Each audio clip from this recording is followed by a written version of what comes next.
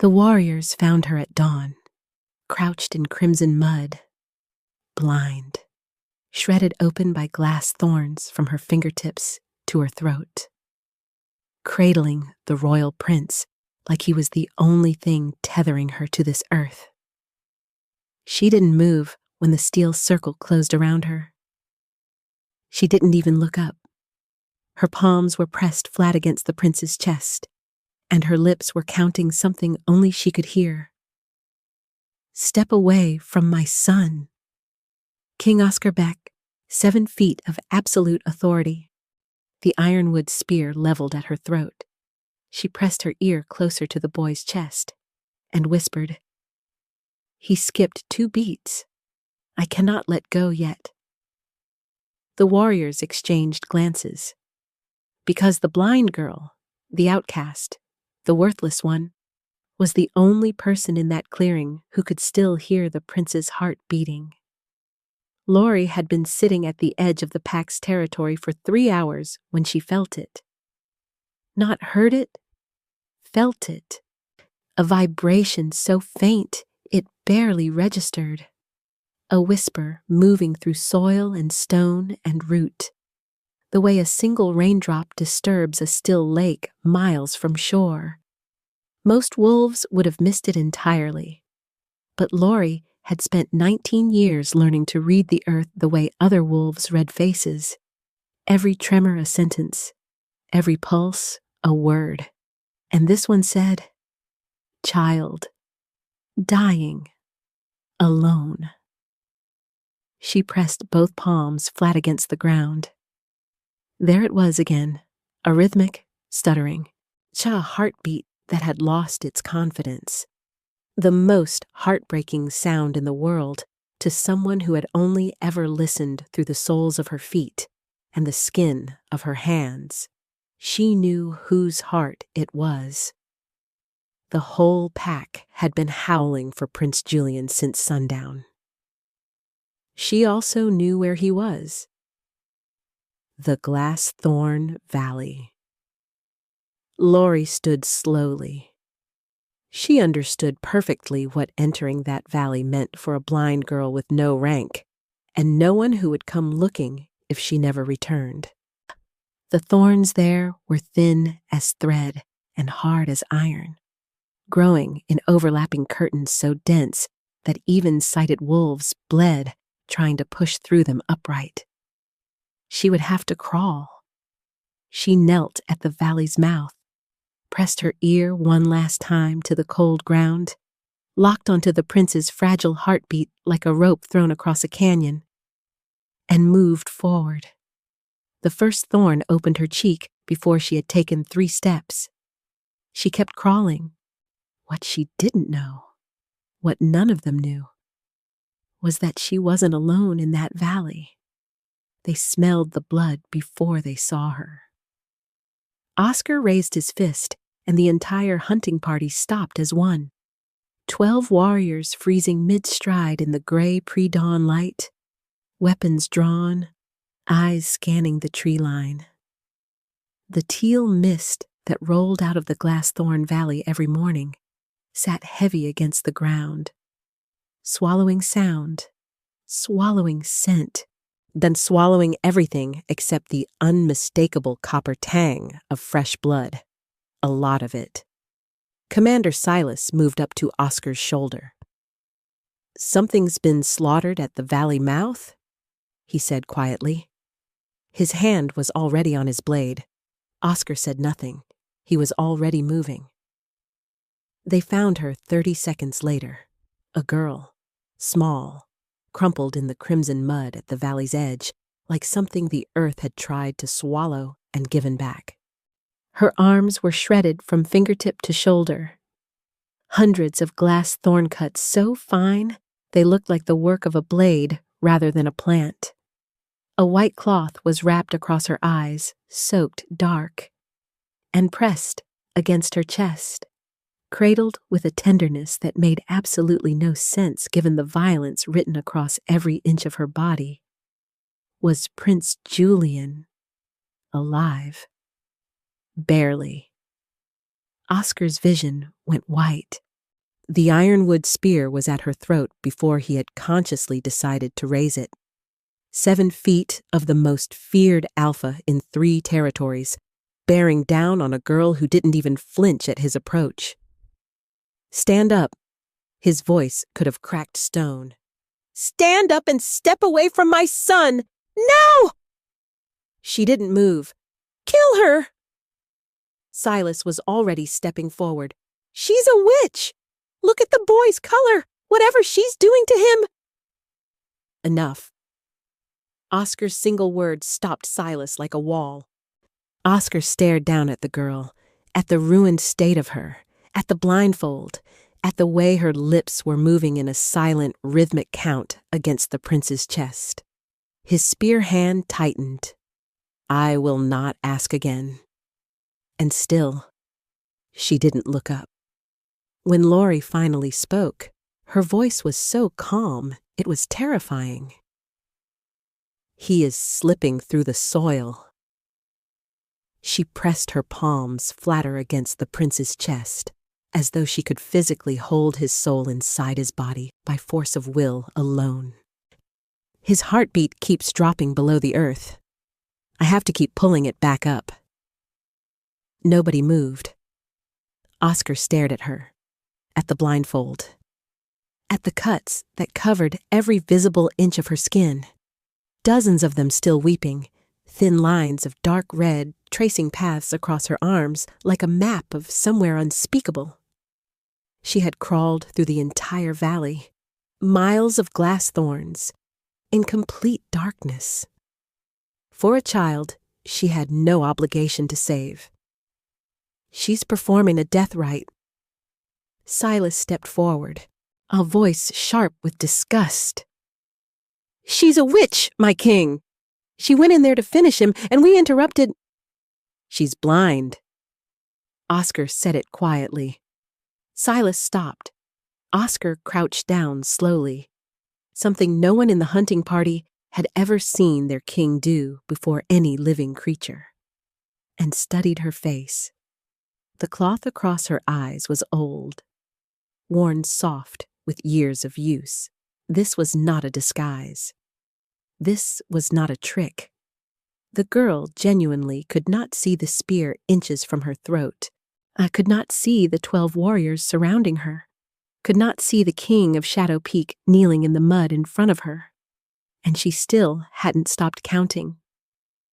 "What is your name?" It wasn't a question. It was an excavation. "Lori." Barely a breath. "I'm from the outer fringe. I felt him through the ground at sundown and I—" She paused. Her count hitched. Something shifted in her expression. A flash of pure, focused panic that had nothing to do with the spear. "He just dropped again. Please." Her voice cracked for the first time. "Please stop talking to me for just one moment. I almost have him." Oscar's grip on the ironwood spear loosened, just slightly, but every warrior there saw it. It happened without warning. Lori's count stopped. In the silence that followed, Oscar heard something he had never heard in 40 years of war. A sound so small and so final, it took a moment to understand what it meant. The prince's heartbeat, not that fragile arrhythmic flutter he had been straining to detect beneath the girl's palms, simply stopped. Julian's body went slack. "No." Lori's whisper was not directed at the king, or the warriors, or the spear still hovering at her throat. It was directed at the earth itself, a negotiation, a refusal. "No, not yet." She flattened herself completely over the boy, pressing every inch of her torso against him, and drove both palms into the mud on either side of his body. Her head dropped. Her fingers clawed into the soil, and then she began to shake. Not from fear, from effort. Oscar watched something he had no language for. The girl's body was visibly dimming, the color draining from her already pale face.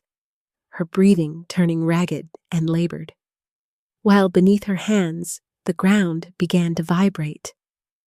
A low, resonant pulse that Oscar felt first in his boots, then in his knees, then in the center of his chest. Around them, the teal mist began to move in slow, spiraling currents. The amber light of the breaking dawn seemed to concentrate around Laurie's hands, pooling in the mud like something sacred was being poured out of her and into the boy. Julian gasped. One breath, sharp and sudden and alive, and Laurie collapsed sideways into the mud. Oscar was on his knees before he understood that he had moved. The ironwood spear, the 7th-generation weapon, the philosophy of an entire kingdom, the law that had governed every decision of his reign, was in his hand. He stared at it, at the notches that marked 40 years of a doctrine that said only the strong deserved to survive. The girl in the mud before him had no rank, no sight, no strength by any measure his law recognized. She had just given her life force to save his son. He stood, raised the spear above his head, and brought it down against the boulder behind him with every ounce of force in his body. The cracks split the dawn like thunder. The ironwood spear shattered into a cascade of glowing amber splinters that hung in the mist for one breathless moment before raining down across the crimson mud like fallen stars. No one spoke, because every warrior in that clearing understood the law had just died with it. And here is where this story stops being fantasy. We all carry an ironwood spear, a belief we built early. Maybe someone handed it to us. Maybe life forced it into our hands. That said, only the strong survive. Only the productive deserve rest. Only the loud deserve to be heard. Oscar didn't shatter his spear because Laurie was powerful by his definition. He shattered it because she redefined power entirely, right in front of him. What belief have you been carrying that this story is asking you to put down?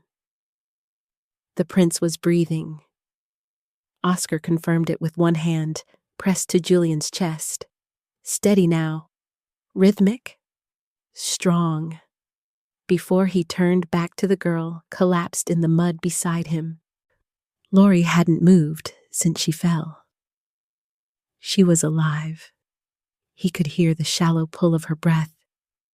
But whatever she had poured into the earth to drag his son back from the threshold, it had cost her nearly everything. Her hands were still half buried in the soil. Her face was turned sideways against the cold ground, the worn blindfold soaked through. Her lips slightly parted, as though even breathing required more strength than she currently had. Oscar stared at her for a long moment.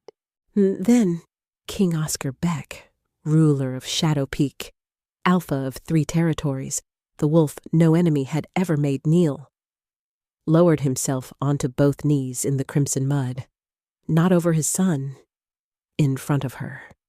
Behind him, he heard Silas inhale sharply, heard the shifting of 12 warriors who didn't know where to look.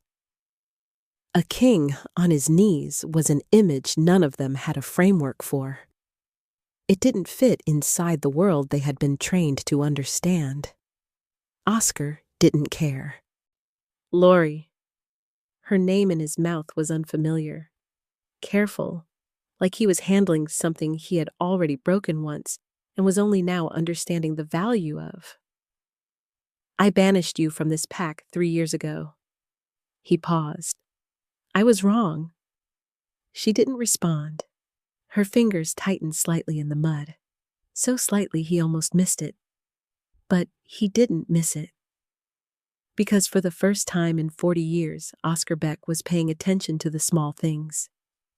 And the small things, he was beginning to understand, were everything. They carried her through the palace gates on a stretcher made from warrior cloaks.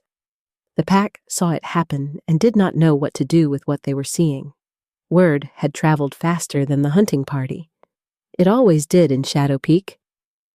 And by the time Oscar walked through the main gates with Laurie's unconscious body carried carefully ahead of him and Julian tucked against his chest, the entire pack had gathered in silence along the courtyard walls.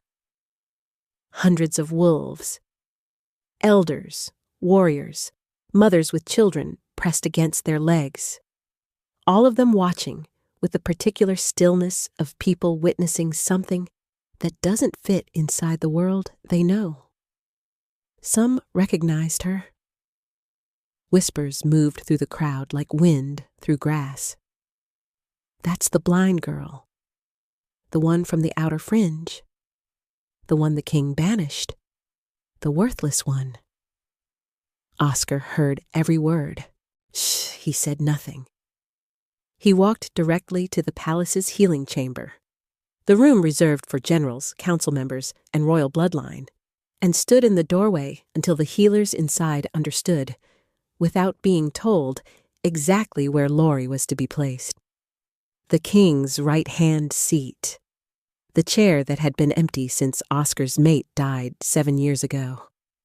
The head healer opened her mouth. Oscar looked at her. She closed it.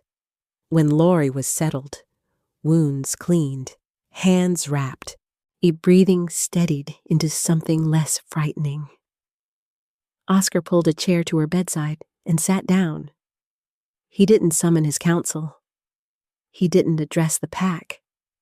He didn't issue a single command. He simply sat beside her in the silence of the palace and waited for her to wake. Outside the door, the entire kingdom held its breath. Because something had shifted in Shadow Peak today, and nobody yet understood how deep the change was going to go. The council met 3 days after Laurie was brought through the gates. Oscar had called them himself, all 9 elders, the oldest bloodlines in Shadow Peak, men and women who had built their entire identity around a single doctrine. They filed into the great hall with the quiet confidence of people who believed they already knew how this meeting would end. They did not know how this meeting would end. Oscar stood at the head of the stone table. No spear. For the first time in anyone's memory, the king of Shadow Peak stood before his council completely unarmed. The absence of the ironwood spear was so loud, it was almost a sound. The weakness law is abolished. He said it the way he said everything, without preamble, without apology. Effective today. The eruption was immediate. Elder Kane was on his feet before the words had finished landing. You would dismantle 7 generations of law for one girl? One blind, rankless girl, Oscar said quietly, who walked into a valley your finest warriors refused to enter, who crawled through glass thorns in complete darkness for miles, who gave her own life force to return my son to me when every law I built said she had no reason to. He let that settle. Tell me again which one of us was weak. Silence. Laurie of the Outer Fringe will henceforth hold the title of High Seer of Shadow Peak. Oscar's voice carried to every corner of the hall. Her seismic sense, her ability to hear what the rest of us are too loud to notice, is not a defect. It is the most valuable gift this pack has ever been given, and we nearly destroyed her for it. Elder Kane looked around the table for support. He found none, because every elder in that room had watched the king kneel in the mud. Every one of them had felt the earth shake when Laurie pulled the prince back from death. Some truths, once witnessed, cannot be argued away.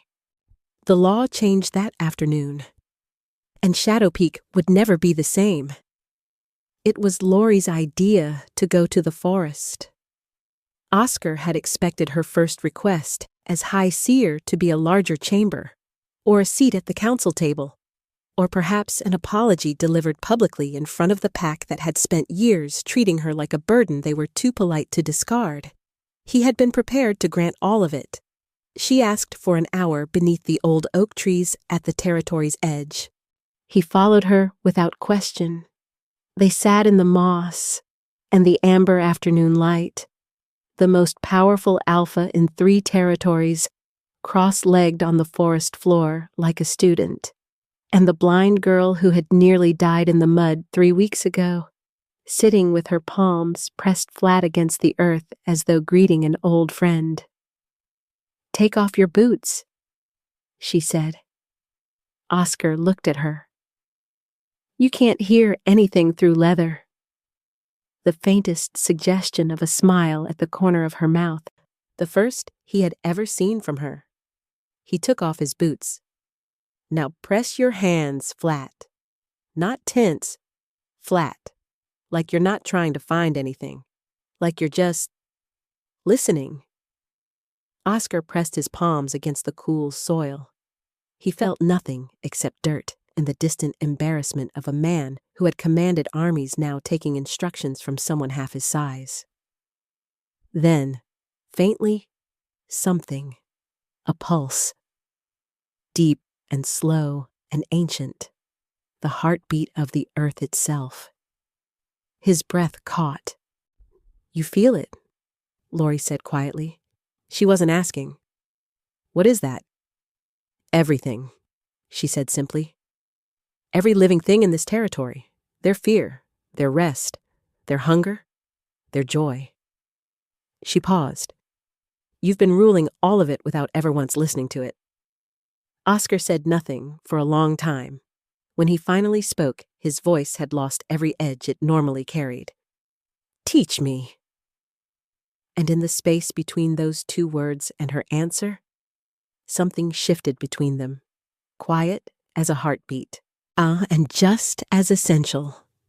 This moment is not about romance. It's about a person in power finally becoming humble enough to learn from someone they once dismissed. The most transformative relationships in your life will not always arrive with fanfare. Sometimes they arrive barefoot, sitting in the dirt, asking you to be still. Who has life been trying to teach you through that you haven't been quiet enough to hear yet?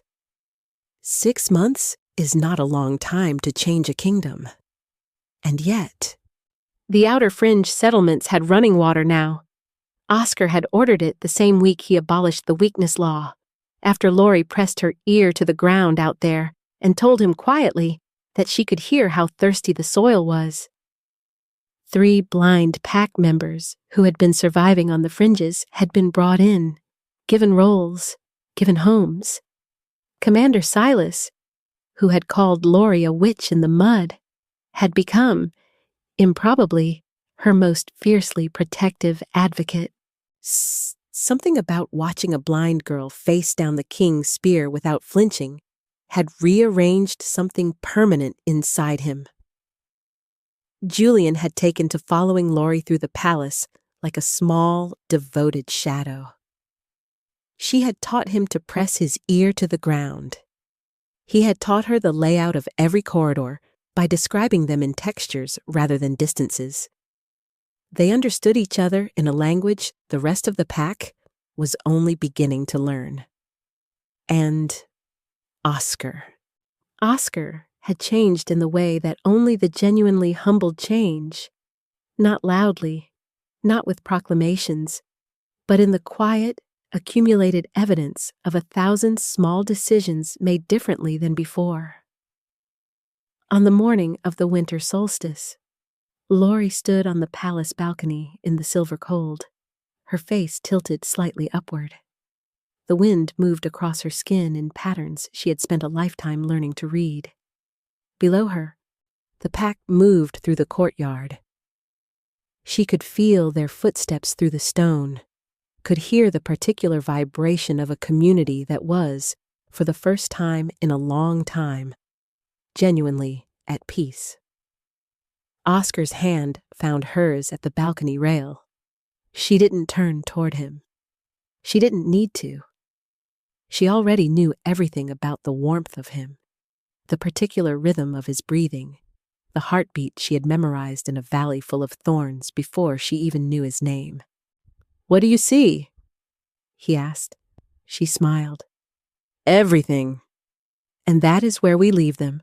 But before we go, I need you to hear this." Lori never got a new set of eyes. She never stopped being blind. She never became something different than what she was. She just found one person willing to finally be still enough to listen. That is all any of us have ever needed. Not to be fixed, not to be changed, just to be heard by someone brave enough to take off their boots and sit in the dirt with us. If this story found you today, it wasn't by accident. Share it with someone who needs to be reminded that what they carry is not a burden. It's a gift the world hasn't learned to receive yet. If this story moves something in you today, if you have ever been the one nobody listened to, whose gift was called a weakness, whose way of seeing the world was called a burden, there are more stories like this one waiting for you every single week. Subscribe right now, not later, now, and hit every notification bell. Because some stories arrive exactly when you need them most, and we refuse to let you miss yours.